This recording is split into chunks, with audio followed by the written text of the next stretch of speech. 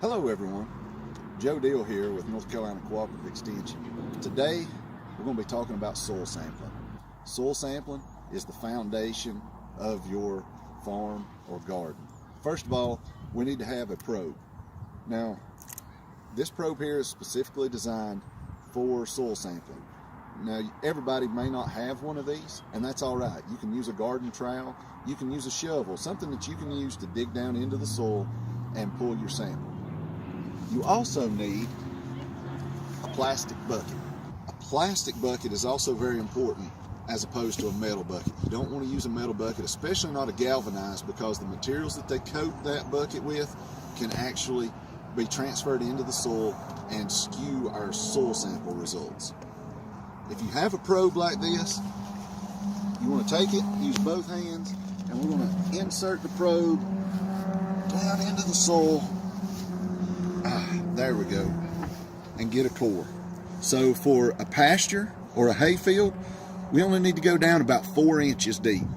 Now if you're doing it for your garden or an area that you're going to be tilling, we want to go 6 to 8 inches on that. Now once I've taken my first core, I like to take and pinch off that top 1/4 inch that's got the grass and the topmost roots that I may have gotten on it, and I push that through, and we dump that into our bucket. We want to break that up, not into clods, tight clods. We want the soil loose because we're going to take about a minimum 12 to 15 cores of this soil sample. So we're going to put each one of them into this bucket, and we want to take a randomized sample of your area. So it doesn't matter if you've got a 1,000-foot garden or a 10-acre field.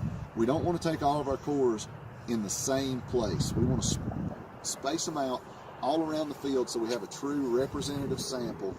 Okay, so once you've gotten at least 12 to 15 cores, it's going to take at least a cup of soil to fill up our soil sample box. So it's all right to have a lot more than what we need. Now we're ready to put it into the box. Our soil sampling box looks like this. Right here on the front, there's a red line, and this is where we're going to fill the soil to once we get the box made. Below that is where we want to put the information for you so that the Department of Agriculture knows whose soil sample this is. And down at the bottom, our sample ID. You want to use something that you know what your soil sample, which soil sample it is, especially if you've taken more than one soil sample. You want to give it its own ID, and then I like to make a map if I'm doing more than one so that I know which soil sample goes with which field. So we fill that information out, and then we're going to make our box. On the bottom, I fold the side that does not have any writing on it first, and then the side that has writing. And then we have to work this one in. This one can be the tricky part. I have to work it just a little bit. Now we have our box. At this point, we're going to fill our box up to that red line with our soil.